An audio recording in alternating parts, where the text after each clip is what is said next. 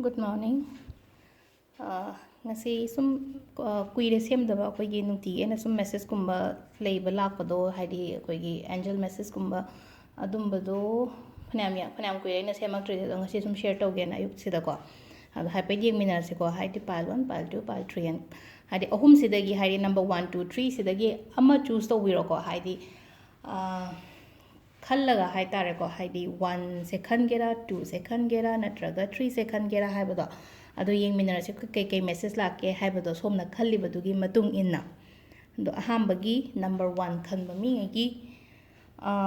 सिदा हाय meditation brings answers एना हाइदी सुम इशादा कईगुंबा डाउट गुंबा कईगुंबा लेरगदी हाइदी खनबम खंगदब लेरगदी वाखन ओइरो अमो ओइरो को डिसीजन गुंबा लेपा ngamdragadi meditation tawbiyo meditation tawraga haidi meditation tawrakada akoida mangal ama kari ama pirakpado adugi matungina decision gumba lawbiyo ko haidi khanbada akoina thoktragadi wakhanje haidi kai tawsige haibado khangdragadi sisina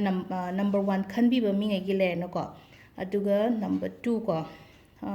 improving health and haisida anaba khotpa mi leramagadi haidi naba khotpa chang nuai tabale leiragadi ha magi naba khotpado phaba ko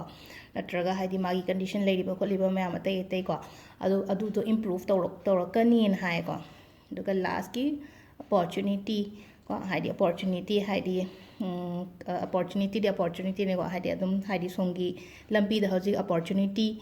lakpa yabagi leiye haire ko sida ado sisina message oire aduga tip macha amaga hapetang add tawromge ngasi gi sida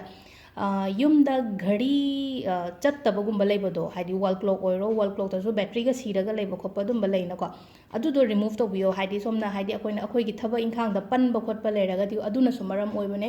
aduga haidi wristwatch kumba oiraga so angangi kai gi ghari ga su leina ko khoina dum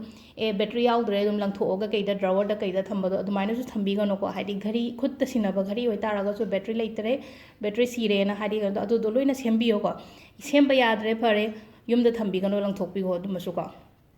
ghari chattaba thambasisu haidi akoida yam sokpani ko aduga sima katanga hapetang mayam da share tawre ko sida lereng asigi message ka dagi agi just tips macha ma duga ko thank you